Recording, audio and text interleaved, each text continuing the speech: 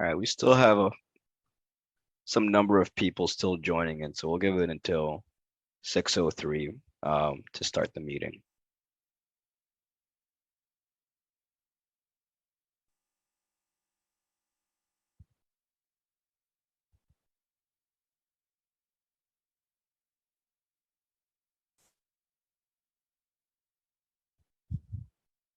All right.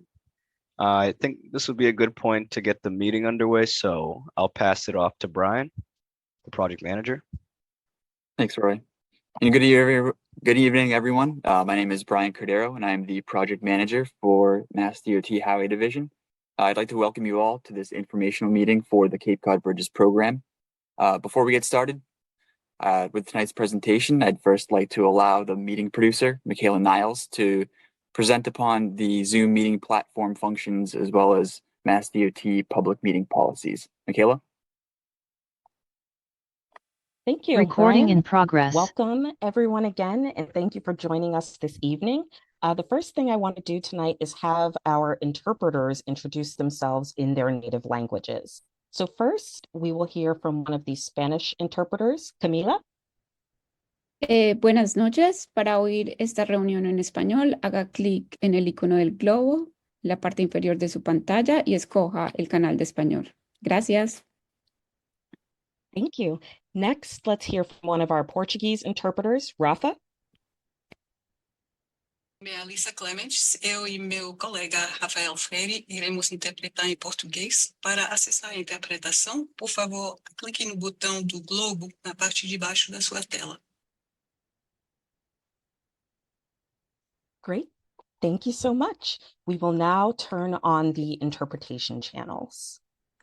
So with that, I would like to open with a few more procedures for tonight's meeting. As I mentioned a bit earlier, we have interpreters who are translating tonight's meeting into Spanish and Portuguese.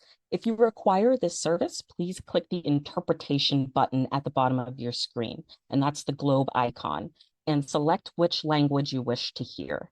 And at this moment, I would ask all English speakers to select English as their chosen language. This will allow you to hear translated non-English comments during the Q&A.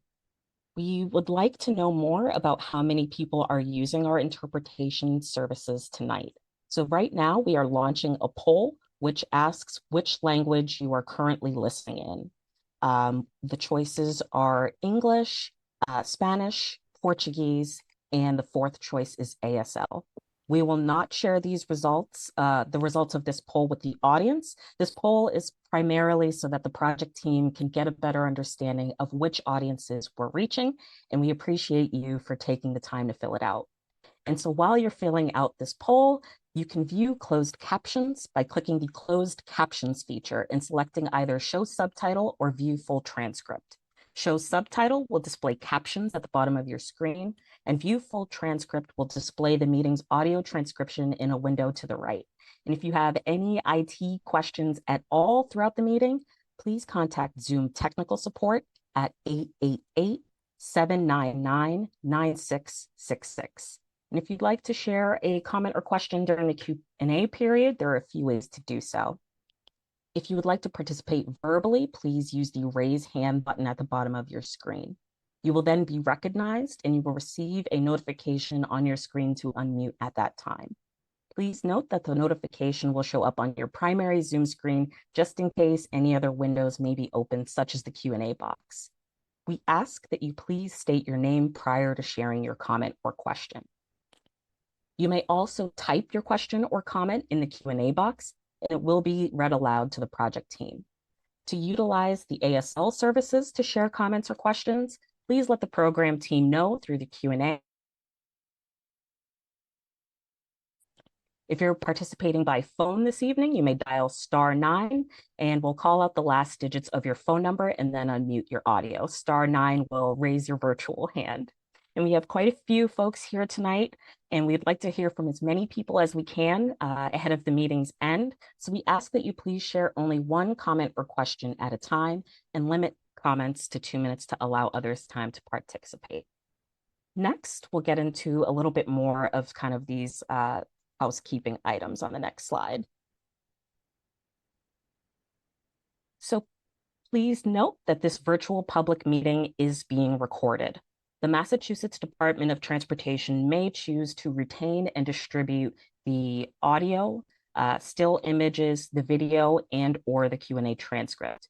And by continuing attendance with this virtual public meeting, you are consenting to participate in a recorded event. All recordings and transcripts will be considered a public record. If you're not comfortable being recorded, please turn off your camera, keep your microphone muted, and refrain from utilizing the Q&A box, else you may choose to excuse yourself from the meeting. And the next is my last slide, where I'll just kind of wrap up briefly before I hand it back over to Brian, where I say finally, all comments and questions are welcome and appreciated. We do request, however, that folks refrain from any disrespectful comments. And with that, I will hand it back over to you, Brian. Thank you, Michaela. And here are tonight's panelists. For MassDOT, we have myself, Brian Cordero, the MassDOT project manager. We also have Gareth Saunders from the MassDOT Office of Legislative Affairs, Sean Handy from MassDOT's District 5 office, and Fitz Denton with MassDOT's Right-of-Way Bureau. We're also joined by our federal partners. We have John Simpkins from the Federal Highway Administration and Craig Martin from the United States Army Corps of Engineers. From HNTB Stantec, who have been retained by MassDOT to provide design services for the Cape Cod Bridges program. We have Dave Anderson, Mark Kolonowski, John Smith, Joe Cahill, and Jill McLaughlin. So let's move on to tonight's agenda. First, we're going to be giving updates on the program's funding and federal environmental review statuses. Then we'll discuss MassDOT's ongoing analysis of highway interchange options, the program schedule, and then we will wrap up with an update on bridge design. So let's start with an overview on funding. So in the summer of 2023, MassDOT announced that it would advance the program as a phased approach, splitting the Cape Cod Bridges program into two phases: the Sagamore Bridge Project, Phase 1, and the Bourne Bridge Project, Phase 2. And it was determined that funding for the Sagamore Bridge project would be pursued first, with funding for the Bourne Bridge being identified later after a full funding plan to cover the total cost of the Sagamore Bridge project was secured. And since last summer, MassDOT has developed a finance plan to cover the total cost of the Sagamore Bridge project, and that includes funding from a combination of the following funding sources. We have the Multimodal Project Discretionary Grant Program, or MPDG, the Bridge Investment Program, BIP, and then state bond funds. Both the MPDG and BIP are discretionary grant programs offered by the United States Department of Transportation, USDOT, and these grant programs use a competitive merit-based award system to determine which projects will receive funding. So let's start with the MPDG funds. So last August, MassDOT and the Army Corps of Engineers jointly applied for funding under the MPDG program. Specifically, we applied for $150 million in infra funds and $222 million in mega funds. And those were requested for the Sagamore Bridge project under a single grant application with a total of $372 million. And in January of 2024, MassDOT was formally notified that the Sagamore Bridge project would be awarded the full request of $372 million from MPDG. The only difference being that all of the funding would come from the mega sort of sub-grant source, rather than a combination of infra and mega. And in addition to the $372 million in MPDG funds that were awarded, the Commonwealth of Massachusetts has also committed $700 million in state bond funds to the Cape Cod Bridges program, and these funds are secure and available to use towards the Sagamore Bridge project. Also in December of 2023, MassDOT and the Army Corps also jointly filed to receive $1.06 billion in funding under the 2023 and 2024 Bridge Investment Program grant opportunity, and that's for the Sagamore Bridge project. And as of today, USDOT has not made final decisions on BIP grant awards. MassDOT expects to receive formal notification on the status of BIP later this spring or early summer. So putting it all together, the figure on the right screen here shows how the three funding sources I described covers the total project cost for the Sagamore Bridge project, which, as you'll see here, is $2.13 billion. And I'd like to point out that this cost represents not just the construction cost of the project, but also the cost to design, permit, and relocate utilities. Additionally, this cost also accounts for inflation that is projected to occur throughout the life of the project.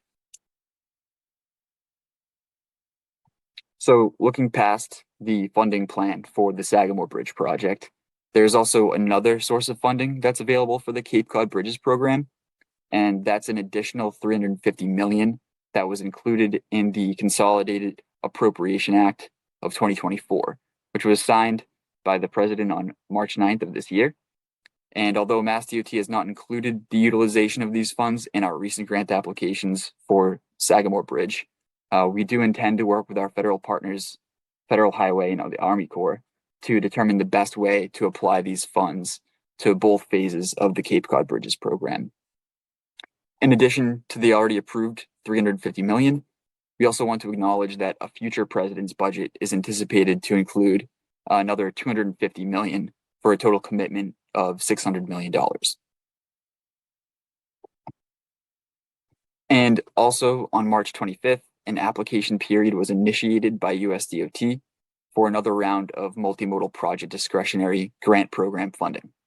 MassDOT is currently preparing a grant application to request funding for the Bourne Bridge project, which, as I mentioned earlier, is phase 2 of the Cape Cod Bridges program. So now let's move on to an update on the Federal Environmental Review, or NEPA, National Environmental Policy Act update. And here are some of the key NEPA milestones that have occurred for the program to date.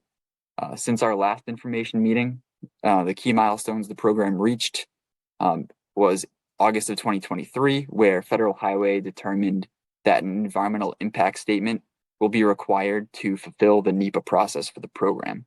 And an EIS represents sort of the highest level of NEPA documentation that can be followed for a project. And in order to begin fulfilling the requirements of an EIS, MassDOT and Federal Highway published the EIS Notice of Intent, also known as the NOI, along with supporting documentation to the Federal Register on February 29th of 2024.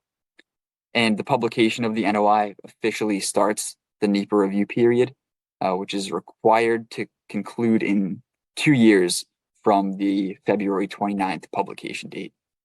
And we will discuss the schedule in a little more detail later tonight, but I do want to point out here that MassDOT intends to combine the federal and state environmental review processes with draft documents intended to be filed in the spring of 2025. And then final documents will be filed in spring of 2026.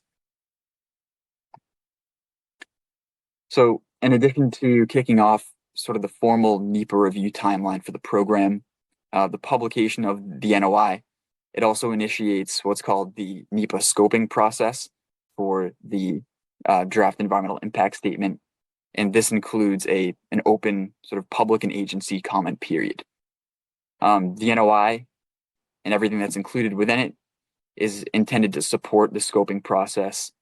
So it includes a lot of information on the program purpose and need statement, resources and impacts, environmental effects that will be evaluated in the draft environmental impact statement, anticipated permits and approvals, a high-level schedule, and then also public and agency involvement and comment that's been received at that time of the February 29th publication.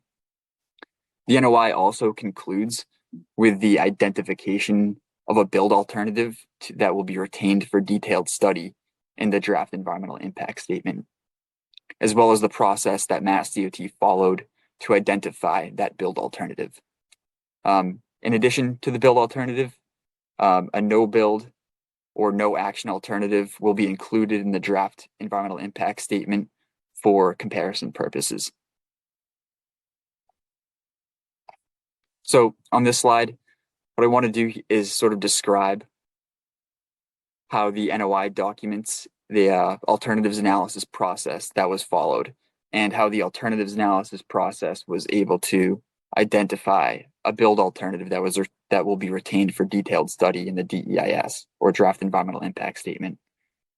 And here the funnel figure on the left provides sort of a visualization of how alternatives were developed, screened, and refined. Whereas on the right, you'll see how each previous round of involvement or information meetings was used to sort of gain feedback as a way to ensure that alternatives were being developed, screened, and refined in an appropriate manner. The alternatives analysis process began with the Army Corps of Engineers Major Rehabilitation Evaluation Report and the Cape Cod Canal Area Transportation Study that was done by MassDOT. You've heard us mention that probably a few times. And those two documents served as like foundational planning level documents that ultimately developed a universe of canal crossing alternatives. And that universe of canal crossing alternatives were also screened against agency and public comment that had been received at that time, along with all of those crossing alternatives being screened against the purpose and need statement.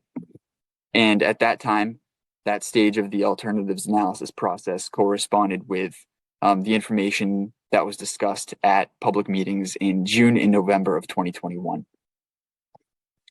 This iteration of the alternatives analysis process, referred to here sort of as conceptual screening, identified that replacement bridges built to modern design standards was sort of the only family of alternatives that was consistent with the purpose and need statement, Major Rehabilitation Evaluation Report, and Cape Cod Canal Area Transportation Study.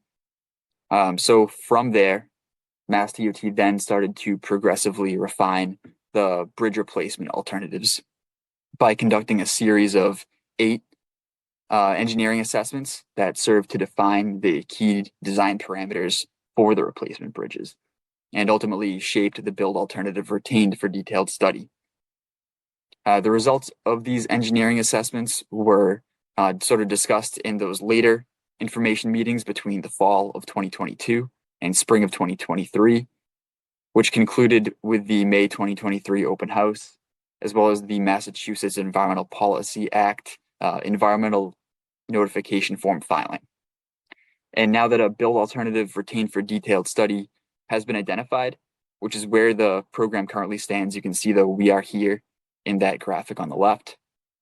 We plan to use the EIS process as well as the MEPA process to further analyze the build alternative and ultimately select a preferred alternative, which would occur sometime after the publication of a draft environmental impact statement.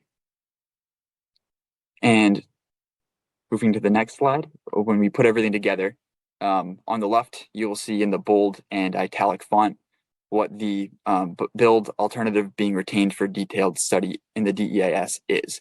And it is replacement of highway bridges built to modern design standards with a single pairing of highway interchange options at each canal crossing.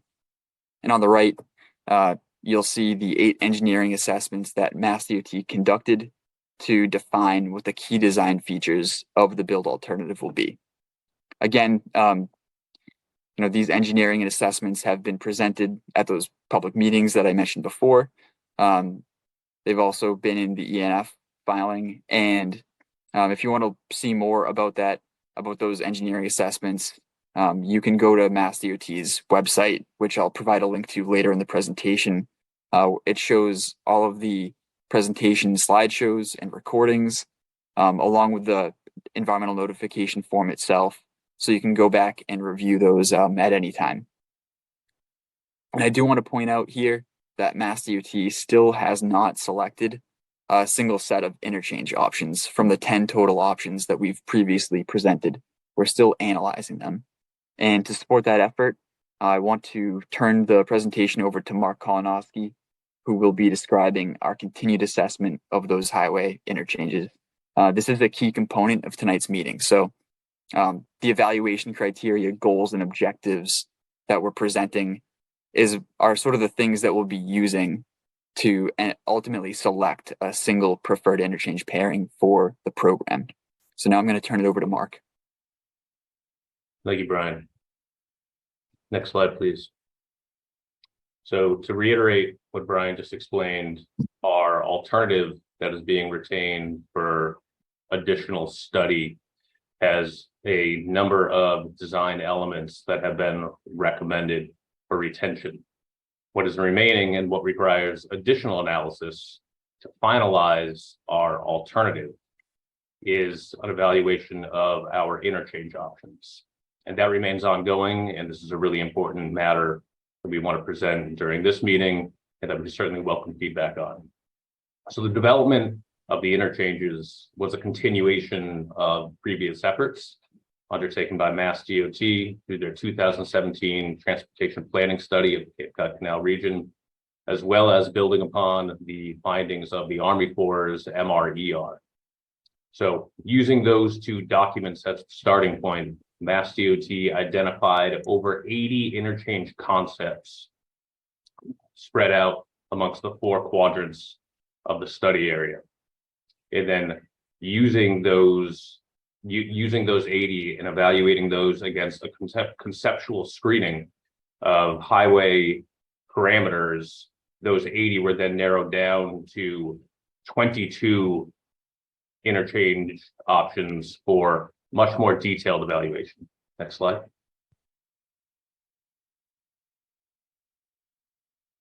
So going from 80 to 22 through a highway design evaluation resulted with 10 remaining interchange options.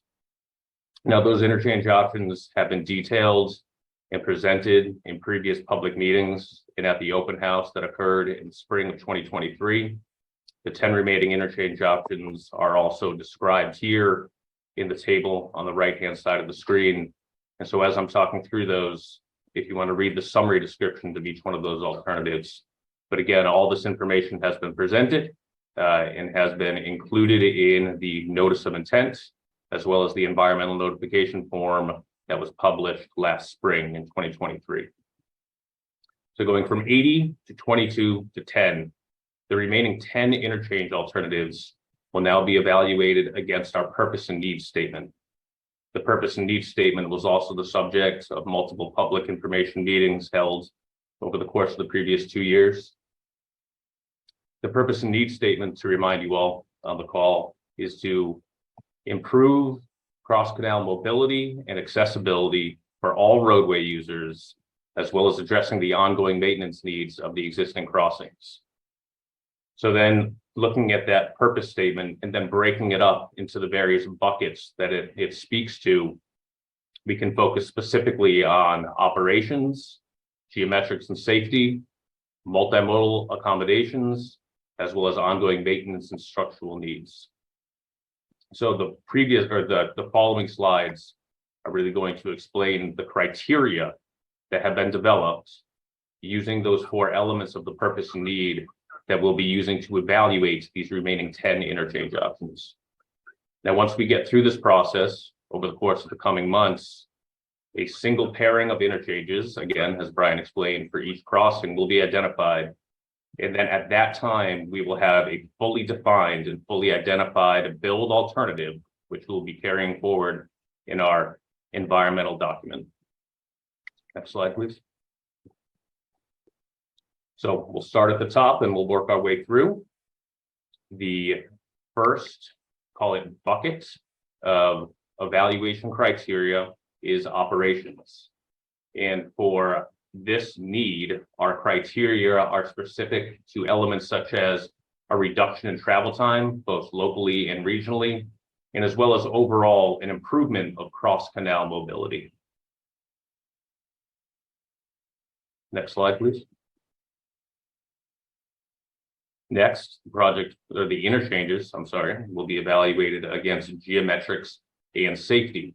For here, the specific evaluation criteria will be looked at in terms of an interchange's ability to eliminate unsafe conditions, as well as an ability to reduce potential vehicular, pedestrian, and bicycle conflicts.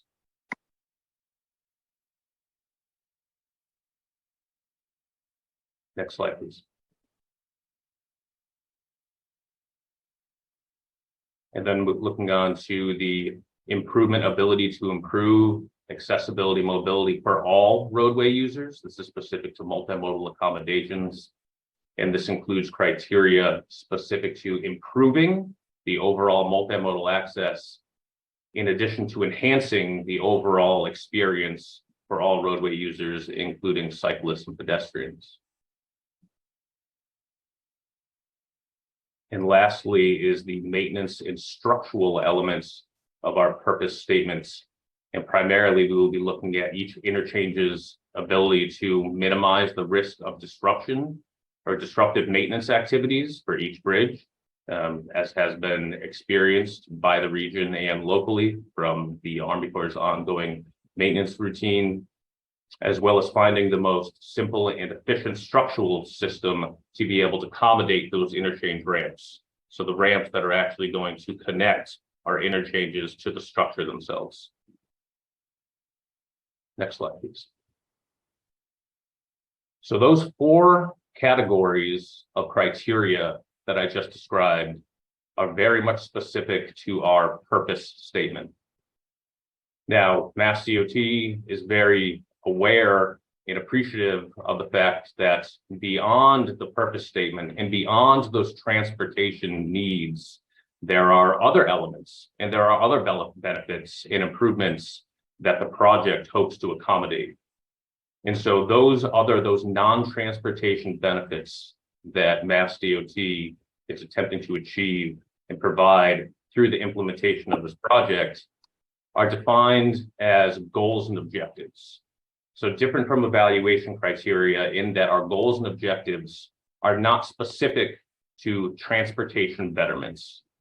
And so we have, I believe it's the next 5 or 6 slides, really focusing on those non-transportation goals and the way that we will define objectives to meet those goals. And this is also something that we welcome comment and feedback on. We have done our best in identifying what we view as being priorities, but certainly this is an opportunity for the public to provide additional comment to help inform what regional and local priorities may be outside of transportation needs. So the first goal here is to maintain and improve the socioeconomic fabric of the surrounding community. And so without having to go through all of the objectives here, I really want to call attention to our focus on minimizing right-of-way impacts, minimizing property impacts, and as well as improving community cohesion and finding opportunity to increase community accessibility amongst the various areas within our study area. I think it's really important also to point out, especially specific to maintaining or improving our socioeconomic fabric to the surrounding communities, is the attention that Mass DOT is putting on minimizing construction period impacts to the traveling public. Next slide, please. Next, we move on to the program goal of preserving and protecting our natural resources. Objectives here are specific to areas of critical environmental concern, wildlife habitat, wetlands, and floodplains. These objectives, this is really a starting point for the types of evaluation and the impacts that we'll be looking at in our environmental documents. The scope of analysis in our state and federal documents is going to advance well beyond the objectives that are listed here. But this really is the starting point that we will evaluate what those potential impacts would be of our interchanges with the overall goal of preservation and protection. The next goal is to enhance the resiliency and sustainability of the built environment. Our goals here are focused on air quality, land alteration, flooding, the management of stormwater, and as well as maintaining consistency with land use plans. Again, this will be a very much a focus and a critical component of our environmental documentation moving into the spring of 2025. Next slide. And then going back to that idea of minimizing the impacts of construction and reducing the duration, maximizing constructability is a critical goal of our project, with our objectives being to minimize ultimately the duration and the impact of construction to the region and to the community, as well as maintaining all the existing conditions. All the conditions within the 4 quadrants of our study area are important.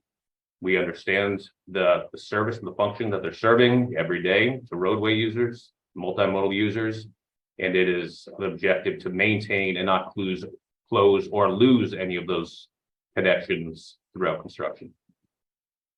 Next slide. The goal of facilitating emergency response. Obviously, it is indisputable the critical role that these bridges play. They're just only 2 vehicular means of access from Cape Cod to mainland Massachusetts, and it is imperative that they be able to maintain and provide the function to improve emergency evacuations and to build condition, but even to maintain the ability to support evacuations as well as emergency response. Again, this is both during construction and then improving upon the bridge's ability to support evacuations and response in a built condition. Next slide. And lastly, cost. As stewards of the taxpayer dollar, I would say the Mass DOT understands that this is a critical goal of the project, and we continue to evaluate the various means in which cost effectiveness can be maximized from various construction.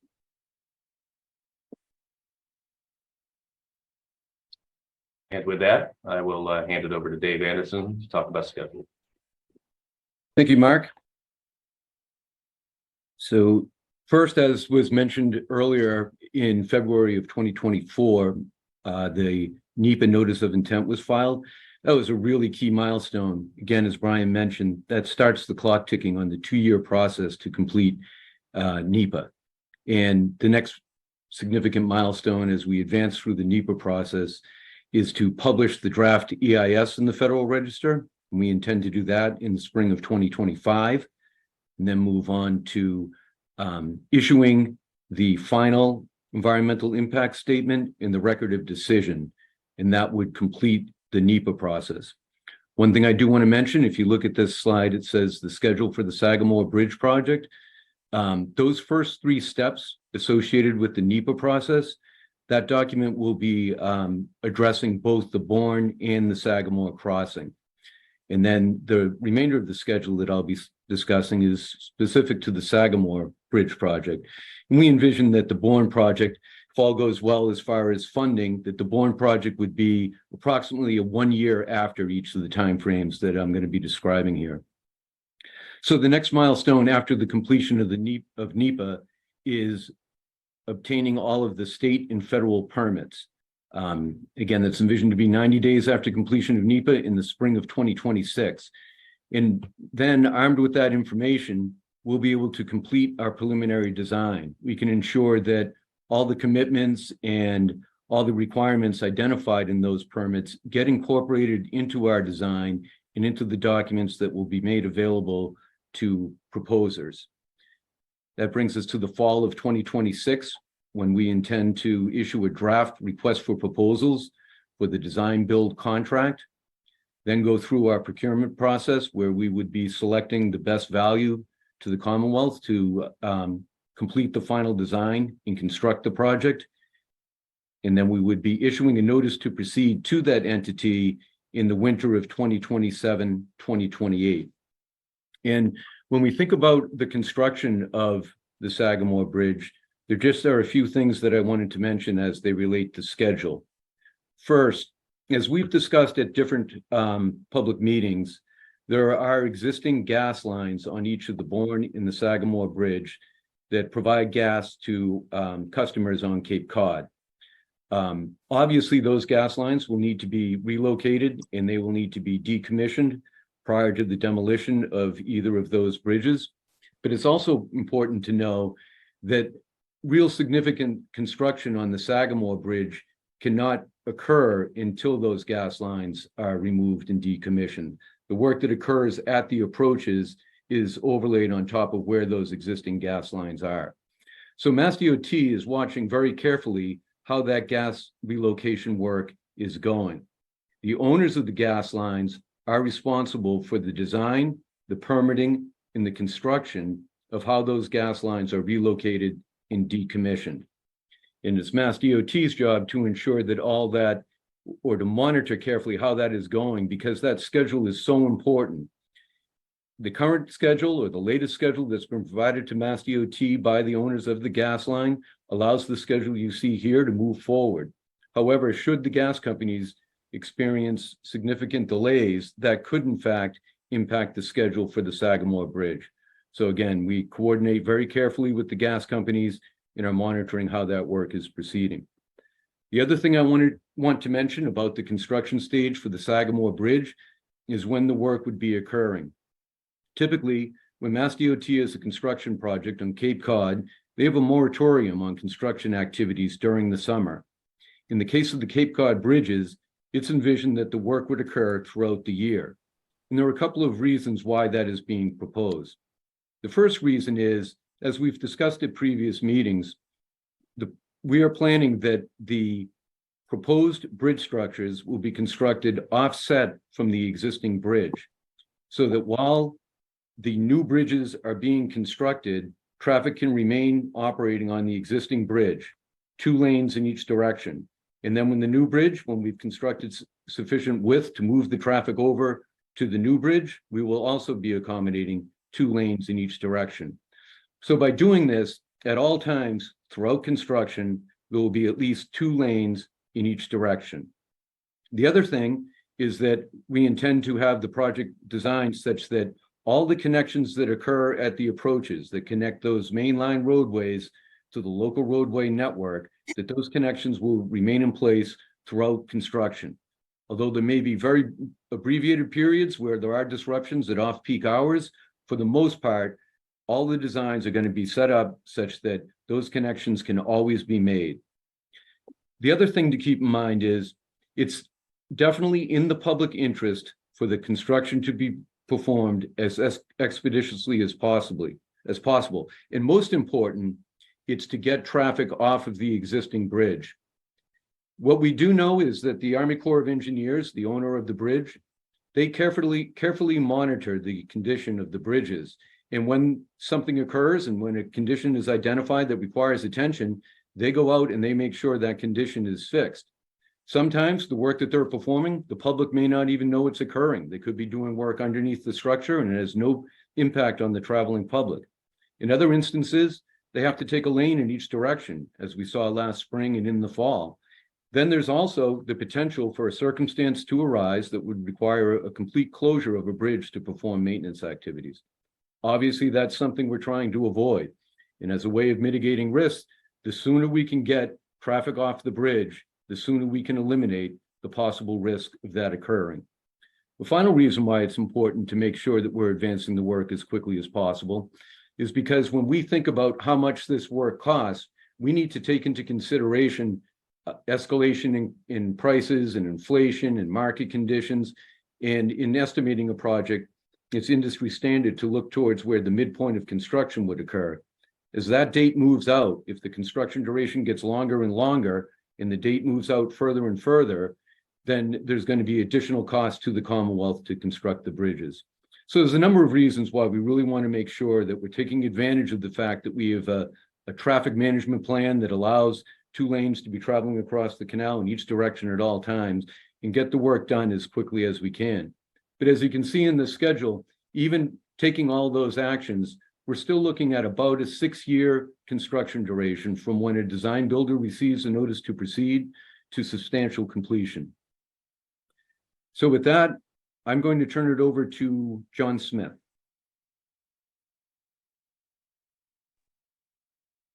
Thanks, Dave. Okay, now we'll have a bridge design update.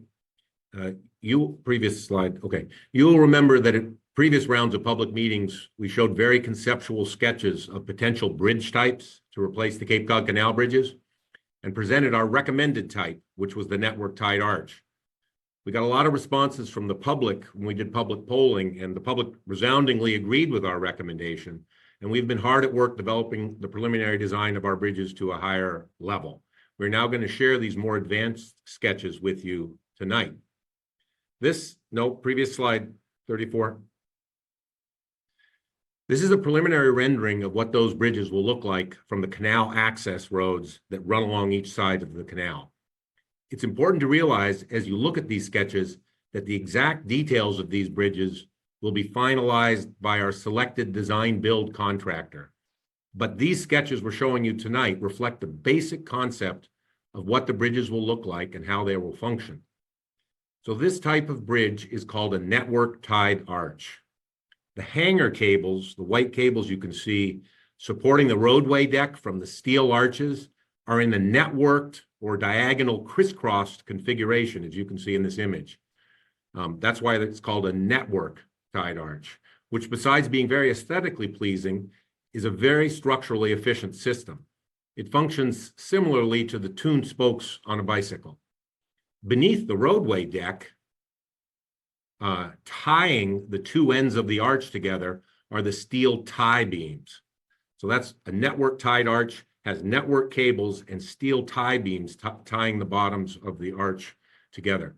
This combined system of steel arches, network cables, and steel tie beams beneath the deck also allow this arch span unit, which goes over the canal in the final condition, to be assembled on land as a unit at an off-site location, and then be floated into the canal on barges and lifted into place, which greatly speeds construction and reduces cost.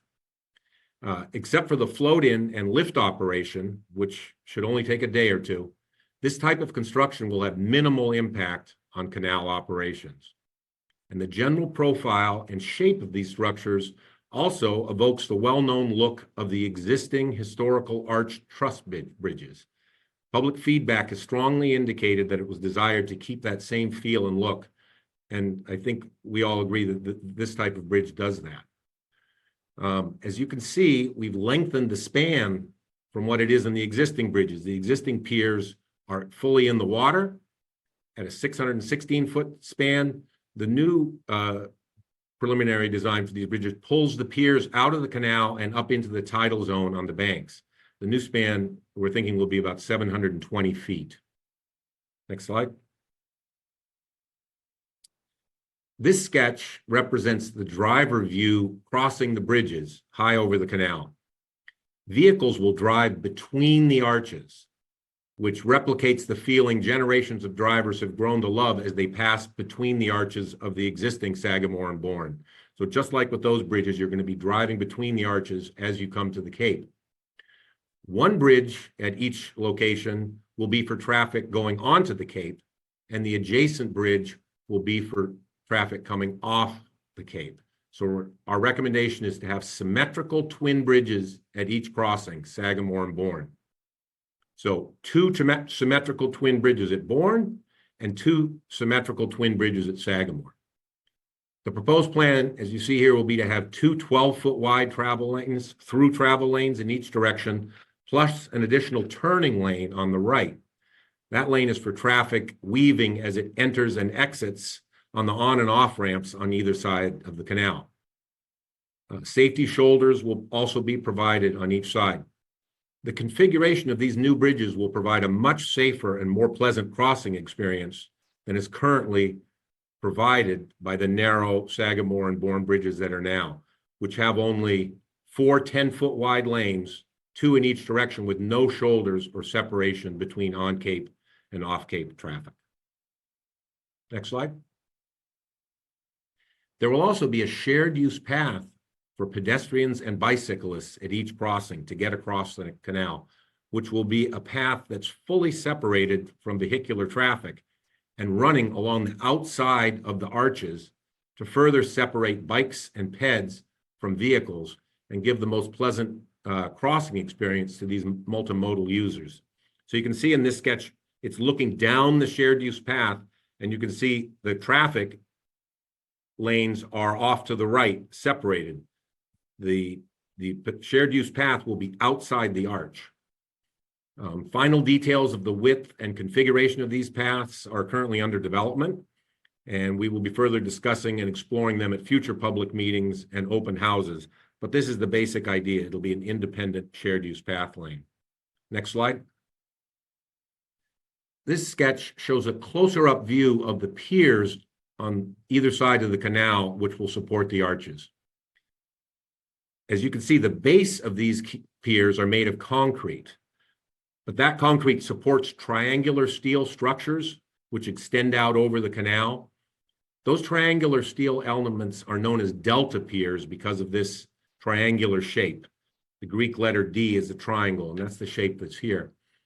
And the word for that is delta. These structures and the spans to the landward side on each side can be constructed on land while the arch is being fabricated off-site. So the approaches, including these delta girders, are being built at the same time the arch is being built. And then when they're both complete, the arch can be floated in and lifted into place, which leads to a very efficient schedule. The delta piers, the steel delta piers, extend out over the water, and the arches are lifted off of the barges from the tips of the delta girders. So the lifting mechanism is on the end of the delta girders, which is out over the water, and that's how we lift the arch into place. We got a lot of public feedback about this overall shape of the delta girders being below the roadway deck and the arch above the roadway deck, that it echoes the look of the existing bridges, and that's our intent. Next slide, please. So this is a view of the underside of the bridges seen from one shore. If you look to the right side of the rightmost bridge, you can see how the shared use path cantilevers outside the main arch structure. So the two arches are symmetrical, but one of them has a cantilevered shared use path that makes that structure a little wider. We're far along in our preliminary analysis and member sizing of these structures to further refine our cost and schedule estimates and to verify constructability and all other requirements. We'd be happy to answer any questions you have about the preliminary design of these bridges, either at the question and answer period here or at the upcoming open house in Bourne on May 13th. So that completes the bridge design summary. Thank you, John. So for next steps, moving forward, MassDOT will be evaluating all the comments we received during tonight's Q&A session and those received that will be received during the Monday, May 13th open house. Once that has occurred, it's anticipated that MassDOT and Federal Highway will be completing the NEPA scoping process at the end of May. Once scoping concludes, MassDOT will then begin preparing a draft environmental impact statement for publication in the spring of 2025. It's also anticipated that future rounds of public involvement will occur between now and when the DEIS is published. Additionally, MassDOT will continue to pursue funding opportunities for the Bourne Bridge project. As I mentioned earlier, we're preparing a grant application to receive funding under the Multimodal Project Discretionary Grant Program opportunity. And we also plan to keep everyone informed on the status of the Bridge Investment Program funding request that was made for the Sagamore Bridge project. So how will we keep you informed? So this slide provides several ways that you can stay up to date on the project and communicate with the project team. For learning more about the project, you can visit the Cape Cod Bridges program website, which is shown here in the first link towards the top of the screen. And you can also use the QR code on the top right, and that'll take you to the same web page as the link. For submitting comments, you have a couple options. There's our online comment portal, and you can access that and send us comments anytime at your convenience using the second link on the screen here. You can also email the email address shown on the bottom, or you can mail in a comment to the address shown. And at this point, I think we can proceed to the Q&A session. And I do want to turn the mic over to Michaela, who can explain the Q&A function for the Zoom platform. Great, thanks, Brian. Yes, and with that, we are ready to get into the Q&A portion of tonight's meeting. So the next slide will give you some of the reminders of how to participate. So First, please use the raise hand button at the bottom of your screen to participate verbally. You will then be recognized and you will receive a notification on your screen to unmute at that time. Please note that the notification will show up on your primary Zoom screen just in case any other windows may be open, such as the Q&A box. To utilize the ASL services, please let the program team know through the Q&A, and the team will provide video sharing capabilities. And if you're participating by phone this evening, please dial *9 to raise your virtual hand. We have quite a few folks in attendance tonight, and we'd like to answer as many questions and get to as many comments as we can ahead of the meeting's end. So again, we ask that everyone share only one comment at a time and limit comments to 2 minutes to allow others to participate. We'd also like to encourage everyone to submit comments in writing using the Q&A and also to use the PIMA comment tool to submit comments or questions if possible. And the team will be able to follow up with responses if we run low on time here tonight. So with all of that, I would like to now open up the floor for comments from any elected officials or members of their staff on the call. Please raise your virtual hand and we can unmute you.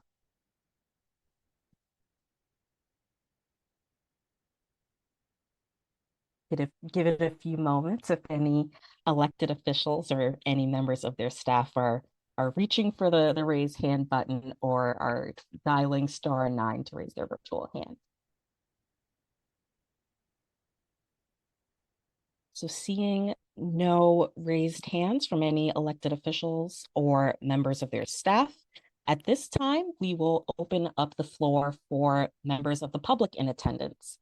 Please continue to include your comments and questions and feedback in the Q&A and raise your virtual hand. We have quite a few folks who have already submitted comments and questions in the Q&A. And so to read some of those, I will hand it over to my colleague, Roy. Thank you, Michaela. Our first question is from Conrad Herman. Question is that my great-grandfather, Charles Sporford, a civil engineer professor at MIT, designed both bridges through his company, Fay, Sportdorf, and Thorndike. There are plaques on both bridges acknowledging their contribution to the original building of these bridges. I'm wondering if there is a way that we can have those plaques saved for our family. Thank you. We can definitely take that into consideration as we, continue to advance the design. We do have a Section 106 process that we'll need to follow, which looks at the historic aspects of the bridges. So that is something we will definitely take into consideration. Thank you, Brian. Our next question is from Barb Lambden. I have been very impressed with the thoroughness of the process so far, but I'm very opposed to a 60-mile-per-hour speed limit on the bridges. There are no roads on Cape Cod that have anything higher than 55 miles per hour. With cars merging and exiting from the bridges, 60 miles per hour seems bold. Is it possible that the speed limit could be reduced to 50 miles per hour? Thanks. I think I'll turn the mic over to Dave Anderson to discuss the design speed of the program or the mainline highways. Sure. So specific to the Sagamore crossing, the design speed identified was 60 miles per hour. That's based on the functional classification of Route 3 and Route 6, both of which are classified as a freeway.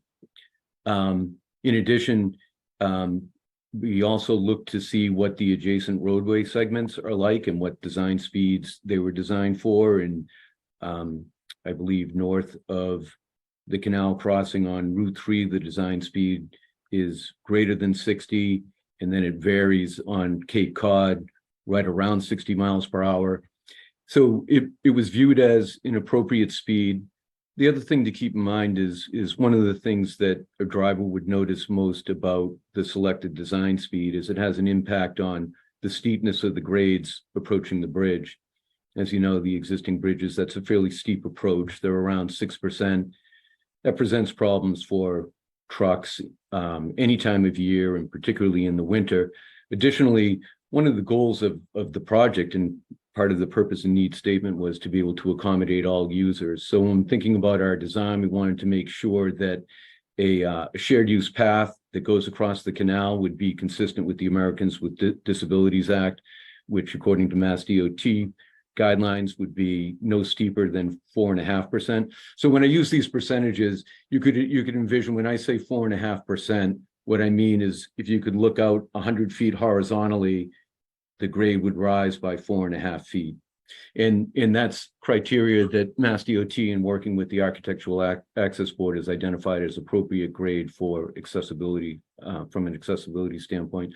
So again, largely when you think about that design speed, it's really going to manifest itself in the grades and maybe somewhat in flatter curves at either of the approaches. Thank you, Dave.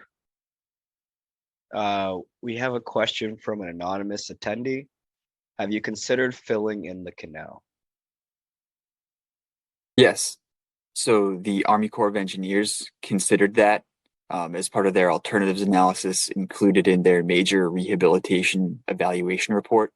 And it was dismissed from further consideration because filling in the canal, or otherwise known as deauthorization of the Federal Navigation Project, would require congressional legislation, which there currently was no foreseeable plan for such a legislation to be passed. Thank you, Brian. We'll take one more question from the Q&A, and then I see we have some raised hands in the queue. So our next question is from Phil Goddard. Is the 700 million the state will bond focused on the approaches and other work that the state was responsible for all along, or will this be used for the bridge itself? The bridge needs to be fully funded by the federal government. Thanks. So we're not really specifying how that 700 million will be divided between construction costs for the program. So it's not specified whether it be towards the roadway or for the bridges. But we will be also using that 700 million to cover other portions of the total project costs, such as the design of the project and the utility relocations needed for the project, as well as any rights of way needed to construct the project. So there are some things that the 700 million is going to be funding, but in terms of construction, there's really no delineation between what portion of it covers bridge versus the roadway approaches. Thank you, Brian. All right, I'll now pass it back to my colleague Michaela to now go pick on some raised hands.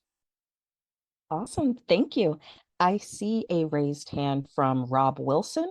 You should have a notification on your screen to unmute. Yeah, hi, my name is Rob Wilson.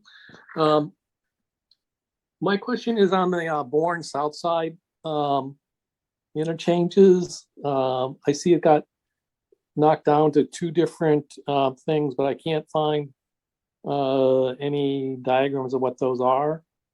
My idea would be to have service roads on either side and a crossover bridge a little bit farther south of the auto dealerships, and basically have traffic going counterclockwise motion, and have a diverging diamond basically underneath the ramp up to the bridge to connect Trowbridge and Sandwich Roads.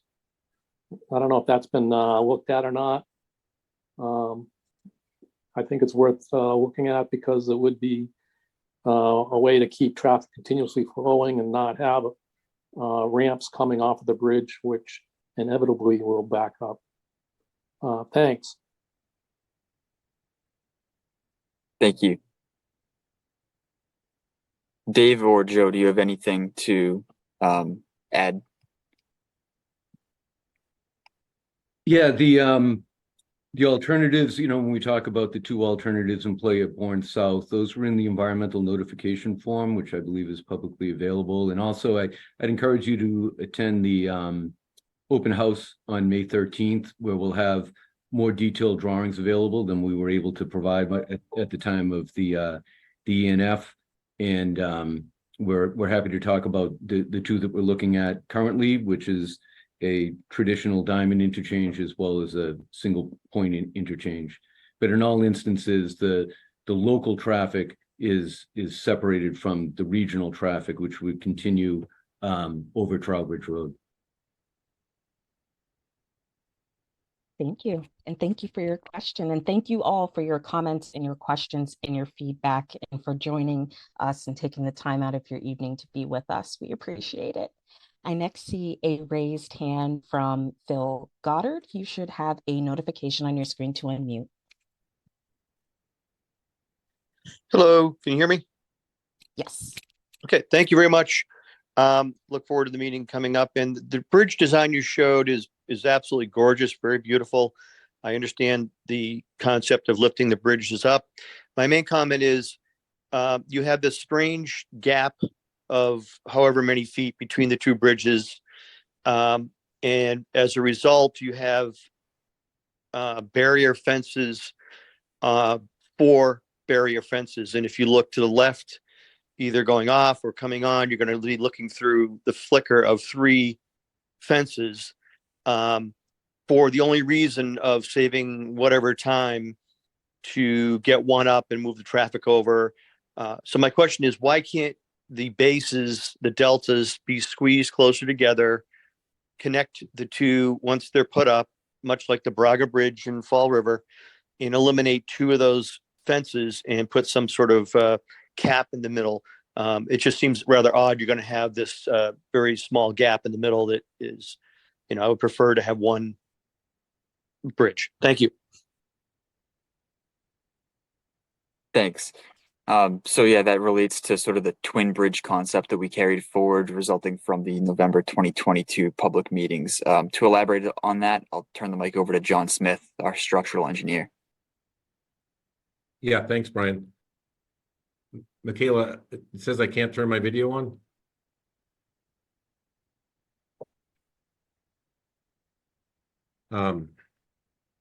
So yeah, it's a very good question. We, as you noted, we are part of the whole key to scheduling and building these bridges as expeditiously as possible is to have them be two separate structures, and each structure is supported by the arch spans that support it, and those loads are transmitted down into the foundations.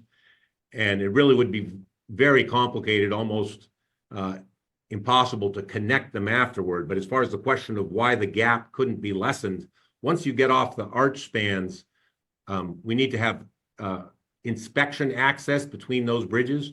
The way you inspect very large bridges like this is with a device called a snooper, and it's a truck that sits on the bridge deck and extends over the edge of the bridge and goes underneath, so you can inspect the bridges. And for that reason, we needed a gap of about 15 to 20 feet between the bridges. We're still working out what the exact spacing is. But just for constructability and inspection, it'd be very difficult if you brought the bridges really any closer together than we show them here. We're aware of the issue, and we're working hard as we do the preliminary design of the fencing to have the most transparent fencing possible. What we're thinking about now is what's been used on the Tappan Zee Bridge, and it's a very fine stainless steel mesh for that. So we are considering the issue you brought up about the number of fences, but at the present time, we really need the structures to stay separate and to have a gap between them. Does that make sense? Thank you. And thank you for the question. I next see a raised hand from Jeanette Barnes. You should have a notification on your screen to unmute. Yes, hi. I wanted to ask, the bridge in Baltimore and the federal funding that's going to be necessary to replace that, is there any concern that that could delay future federal funding for this project? Thanks, Jeanette. Yeah, that's something that really we can't say. We haven't received any sort of indication from USDOT that it might impact our ongoing funding application or grant application through the Bridge Investment Program. So yeah, we don't really have any indication that it could affect it. Thank you, and thank you for that question. I'll now turn it back over to my colleague Roy for some of the written questions and comments. Roy? Thank you, Michaela. I think this would be a good time to put up the contact page, just so that people have that information up if they want to have any pour any questions after the hearing. So our next question is from Donald Emerson. I appreciated that an objective is to maintain existing connections during construction. Can we interpret this to mean that the existing capacity will be maintained through the construction phase? Our experience last summer when bridge lanes were closed for maintenance illustrate how vital it will be to maintain existing capacity. Yeah, that's a great question. And I will say that it was one of the key goals of the program, or it is still one of the key goals of the program to, keep as many or keep all of the roadway connections open during construction.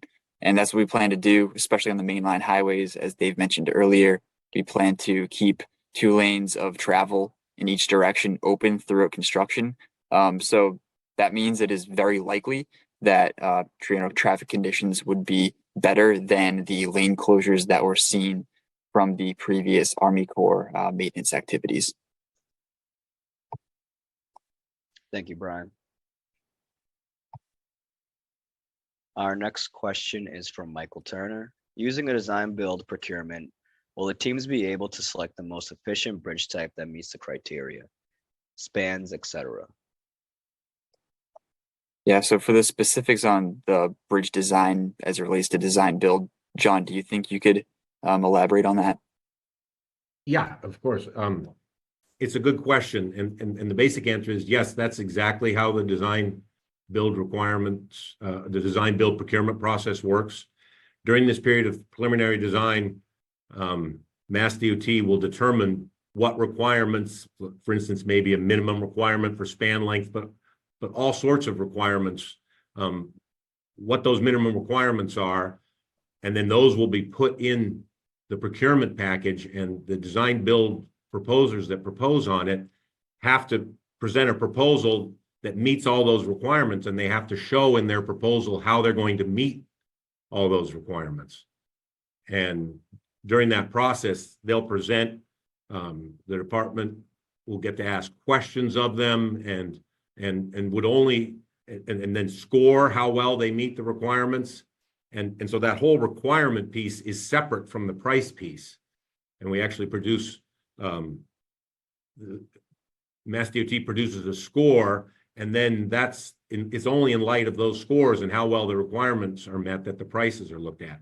And if a design build contractor wants to do something that's very different from those requirements, they get to confidentially ask the question, and Mass DOT considers it and then decides whether they want to let them do it a different way or not. So it's a very careful process to make sure that all the requirements that we decide these bridges should have are met by any proposer that's awarded the job. Thank you, John. Our next question is from Kathy Fox Alfano. The Bourne Bridge is actually in worse shape. Would you consider funding all trucks over the Sagamore when built until Newborn is ready? Right now, that's not something that we're considering. It would be more likely that some type of preventative maintenance activity would be conducted on the Bourne before truck traffic was all shifted over onto the Sagamore. Thank you, Brian. Our next question is from Susan Abrams. Where will the new bridges be relative to the existing bridges? Yes. Do we have a figure in a later slide that we could show?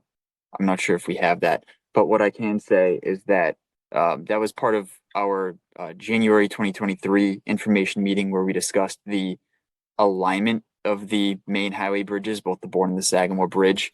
And really what we did was we looked at a wide range of evaluation criteria, like safety, operations, property effects, constructability, and we determined that both constructability and right-of-way rose to the top as sort of the key evaluation criteria that set the different alignments apart from one another.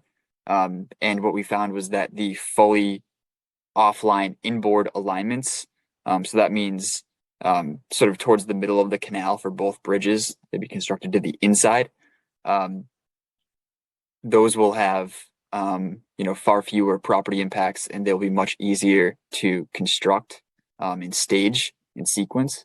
So to answer your question, the alignment of the new bridges, they will be being constructed on the Bourne Bridge to the east and the Sagamore Bridge to the west of the existing bridges. Thank you, Brian. Our next question is from John Halgren. You said the cables are consistent with the existing bridge. Because you said no, because they are diagonal from the truss, not vertical as now. Thanks. We will take that into consideration. Our next question is from Amelia Amato. When will the notification of eminent domain be made? And what is the width from the abutment being taken? Will it extend more than 200 feet? So to answer the first part of the question, the right-of-way acquisition process really has not begun yet, and we cannot begin acquiring property until such time as a preferred alternative is identified after the publication of the draft environmental impact statement, which is now spring of 2025.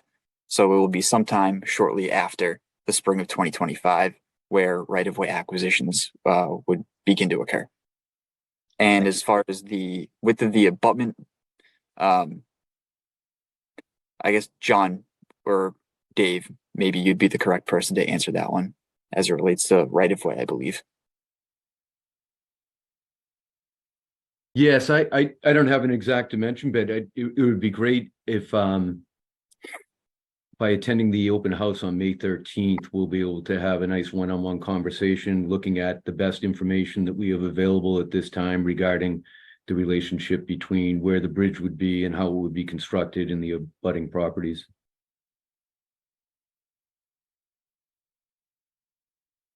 Thank you, Dave.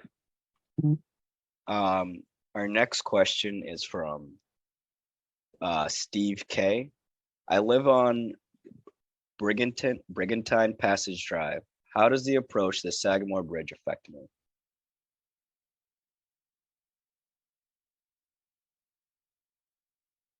Dave, do you know where Brigantine Drive is, or Brigantine Passage Drive? Yes, the proposed structure obviously is moving, as Brian had mentioned earlier, to the west and closer to Brigantine Passage Drive. I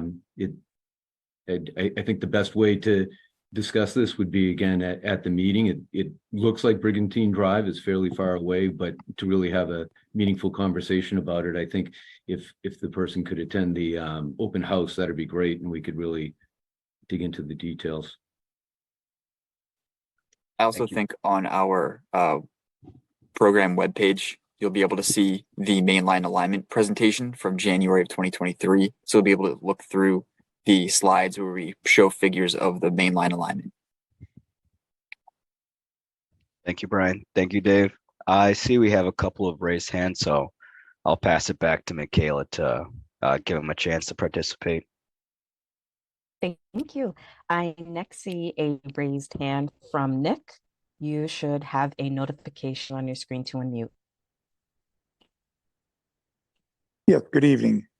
My question is in regards to the MacArthur Boulevard side, or the Cape side of Bourne, where the new bridges are going to be coming. That I saw on the plan that they're going over the entrance to Cape Cod greenery at the Rotary. How far up MacArthur will the new bridge join into the existing roadway? Thank you.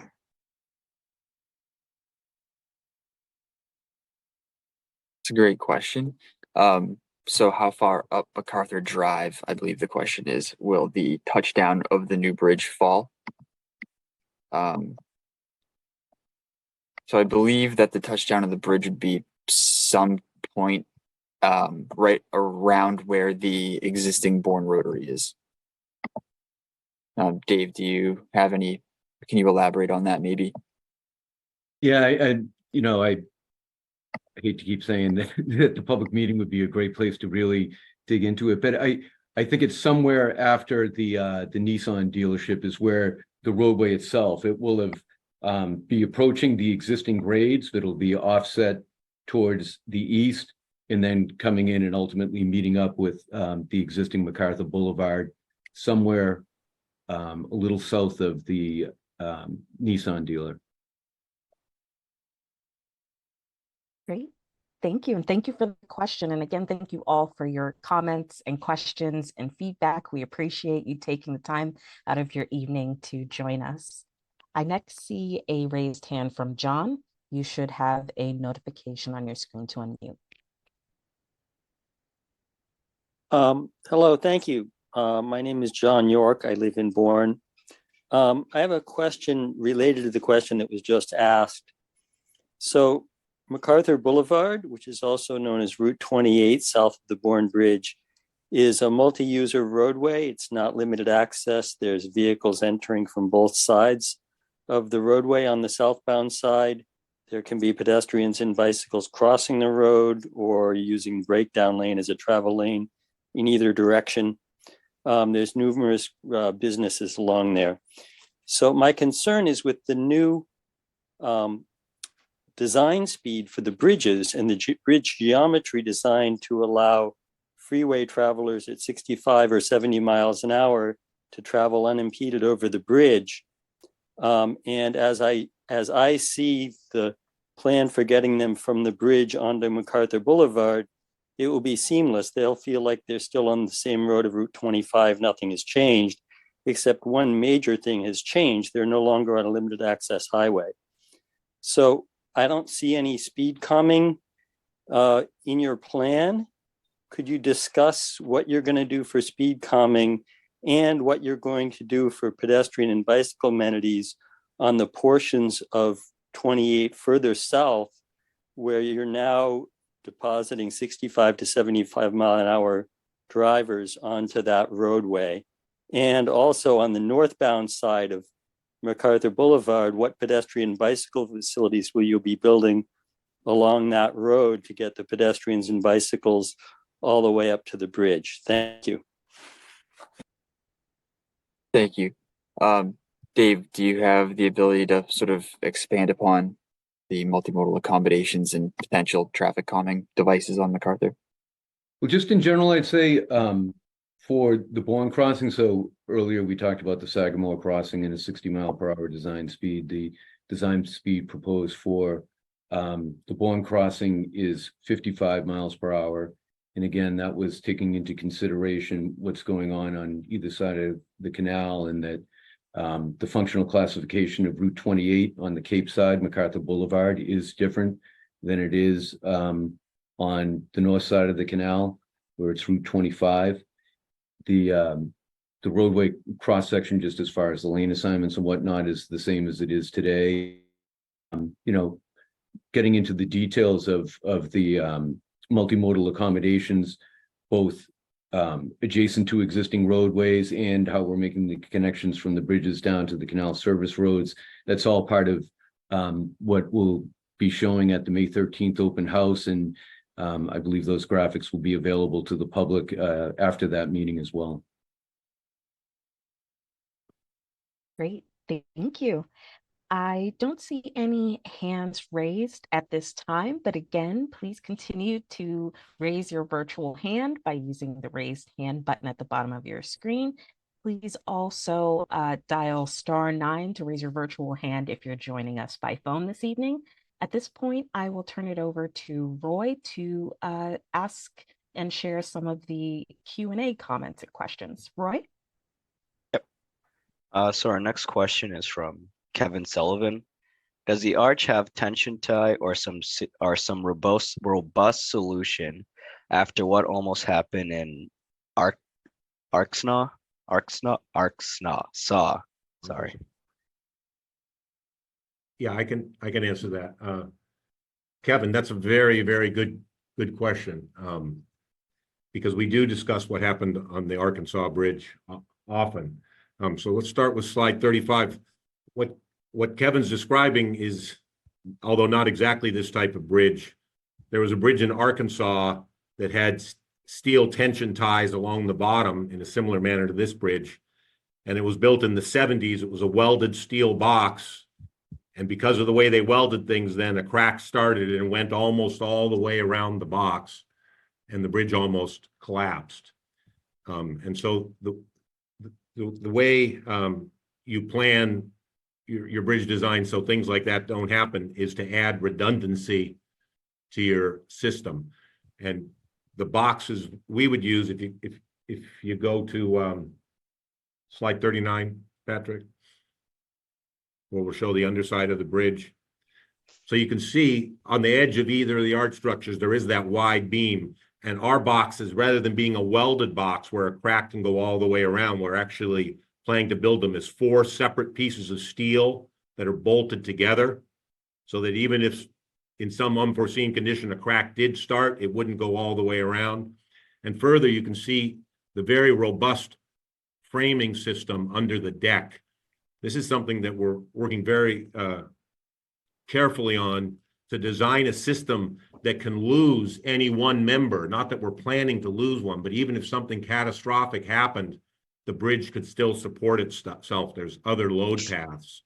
With this grillage, you see this thick grillage, which that bridge in Arkansas didn't have. So yes, it's a very good question, and we are thinking about it, and we're trying to design a redundant structure that can't suffer catastrophic failure, or the possibility of catastrophic failure from the loss of any one member, as happened at that bridge in Arkansas. Thank you, John. Our next question is from David Young. What will happen to Route 6 and 6A between the bridges?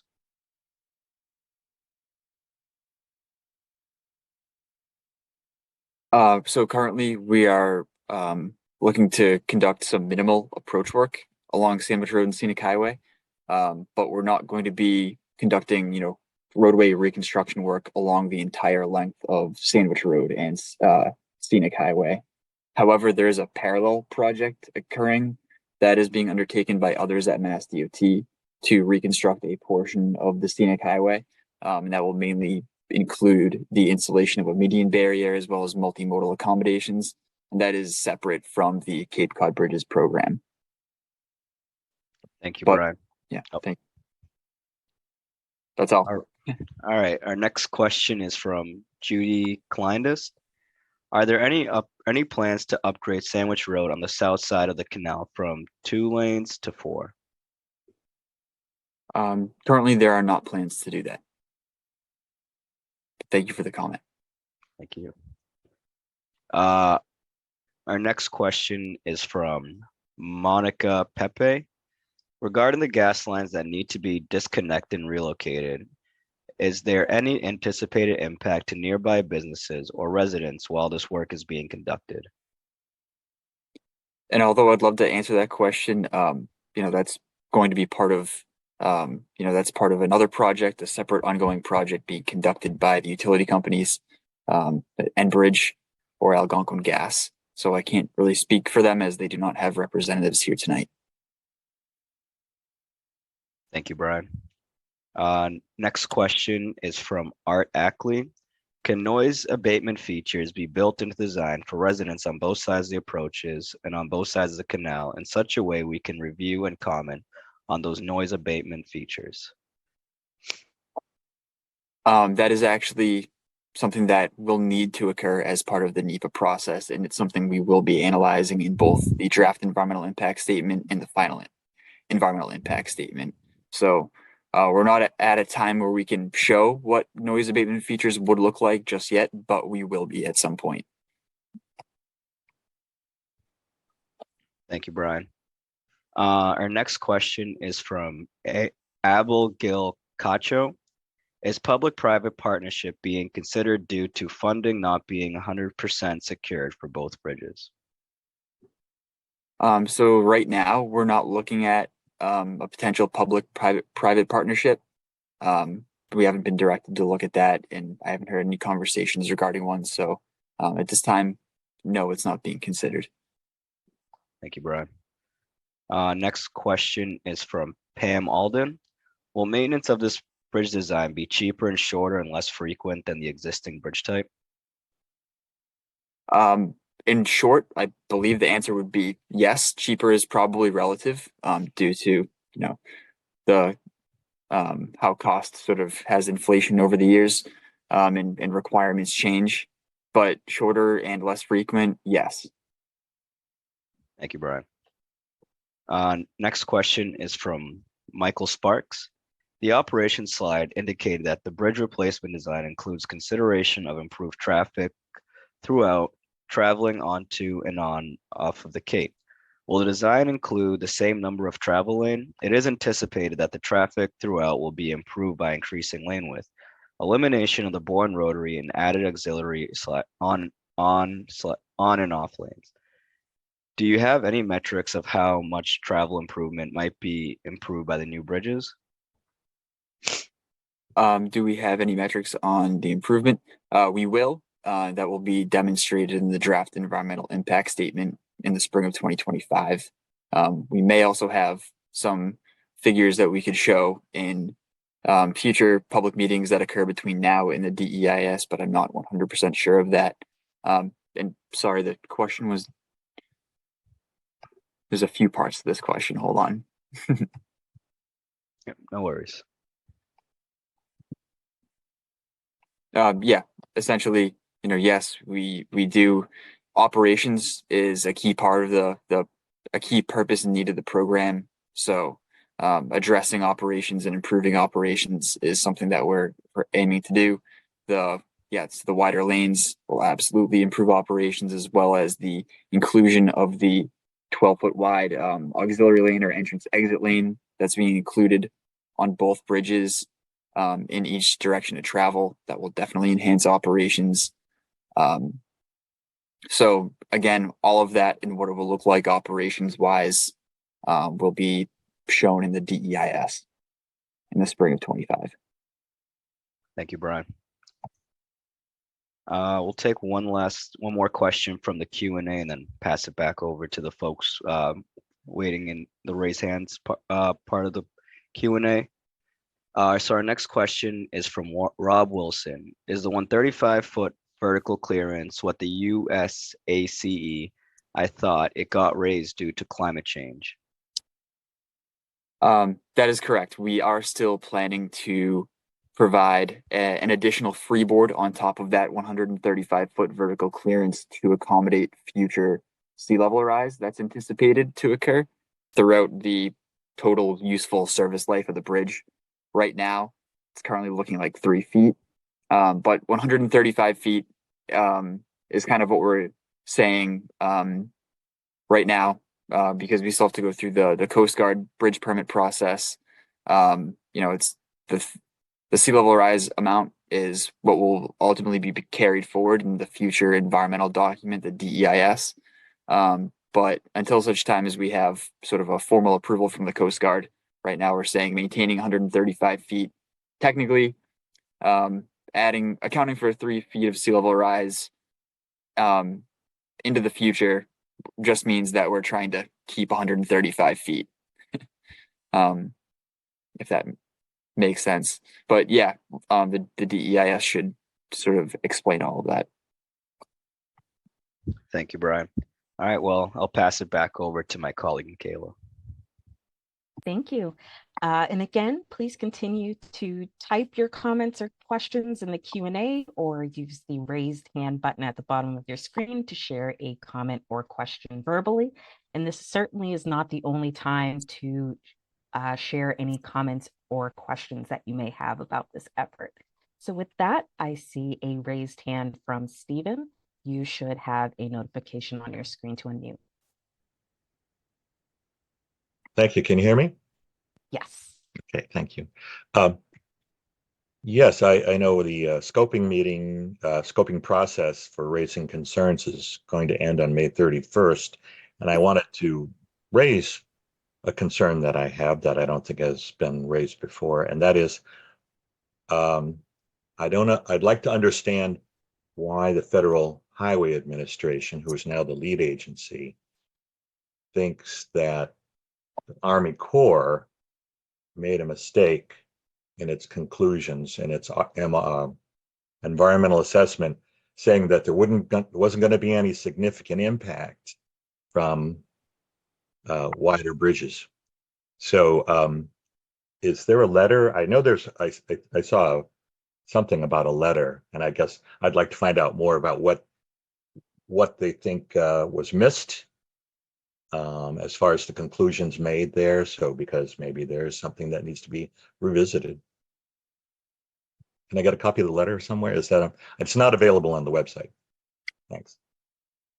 Thanks, Steve. We would have to, I would have to discuss with Federal Highway if it's possible for us to share that letter. But yeah, it's something that we have mentioned in the past. And really, what it boils down to, why the class of action was changed from EA to an EIS.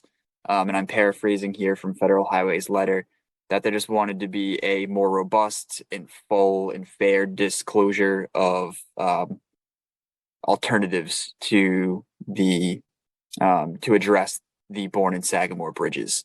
So just wanted to have a deeper understanding of what the alternatives are and how we will be analyzing those alternatives in a public facing manner. That was sort of the key reason they noted for why it's an EIS rather than an EA. And I also believe that the CEQ regulations that are written for the Army Corps' implementing regs, they don't allow for an EIS as a class of action. So the highest level of NEPA documentation that the Army Corps can conduct is an EA. By virtue of the Federal Highway Administration coming on as the lead federal agency, now it opens up an EIS as a possibility.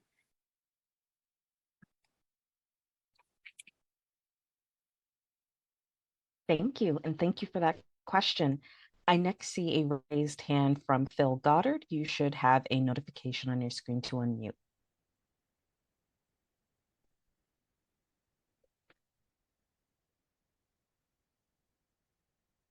Phil, we can't hear you at this time. You should have a notification. Can you hear me? Screen. Can you hear me now? Can you hear me now? Yes, we can. Okay, very good. Okay, great. Mr. Wilson's comment earlier, I want to pick up on that. It sounded like the response was that there will be what I call a flyover, the designs for the Bourne Rotary side and the south side. I did see designs before where you had a stoplight and interchange, and you would have the interaction of the local and the regional traffic. So if that's true, that's great. If it's not, please consider that, because you wouldn't be really improving the situation that's there now. But the other major problem is Sandwich Road, getting out down Sandwich Road by Gallo and the Upper Cape Vocational Technical School. What, if any, things are you going to be doing to improve that interchange there, either with traffic lights or some sort of reconfiguration? Because that's a very short distance from the rotary, or the current rotary, and once it gets backed up, that's the key to the whole problem at the rotary.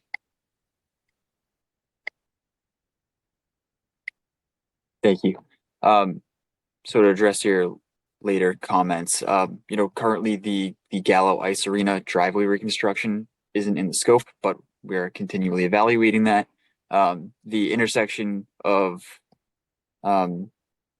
with the Upper Vocational Regional Technical School and Sandwich Road, that is part of the scope of the program, and we are evaluating different intersection controls so that we can hopefully improve operations and safety at that intersection. And that's something that we're working with stakeholders on. As far as the other aspects of your question, I don't know, Dave, do you have a response prepared? That we are looking at Route 28 would be traveling over Trowbridge Road. They would be grade separated, and then the connections with Route 28 would occur at Trowbridge. And we are showing a traditional diamond that has signalized intersections where those ramps meet. And then we have a single point interchange where those ramps would meet. And that'll be part of the design evolution as well, as thinking about different forms of intersection control. But Trowbridge is where the ramps would interact with the main line. Great. Thank you. And thank you for the questions. And again, thank you all for your comments and questions and feedback and insights. We appreciate you taking the time out of your evening to be with us. I don't see any raised hands at this time. So at this point, I will turn it back over to Roy for some more written Q&A. Roy? Thank you, Michaela. Our next question is from Melissa Phillips. Have structural engineers determined at what wind speed would travel be restricted due to safety issues? Yeah, that's a very good question. I'm very impressed that the structural questions we're getting at this meeting. And I believe what Melissa's referring to is that with high winds on a structure that's as high up as our bridges are, they do move at different ways in the wind, and there are different, it makes the bridge move in such a way that can be uncomfortable or unsafe for pedestrians or trucks. And we are taking, or cars, we are taking wind into account. We have one of the best wind consultants, wind structural engineering consultants around working on this. We've already run some wind tunnel tests on our preliminary bridge type based on a climatological analysis. We do have plans to put some anemometers on the existing bridges to get even better data. And then we will give due consideration both to making sure that our structure can withstand the types of wind and wind events, but also to determine when we do need to have access restrictions and what those access restrictions would be on the bridges. So that is being planned, and yes, we are taking it into account for both pedestrians and potentially even vehicles. Thank you, John.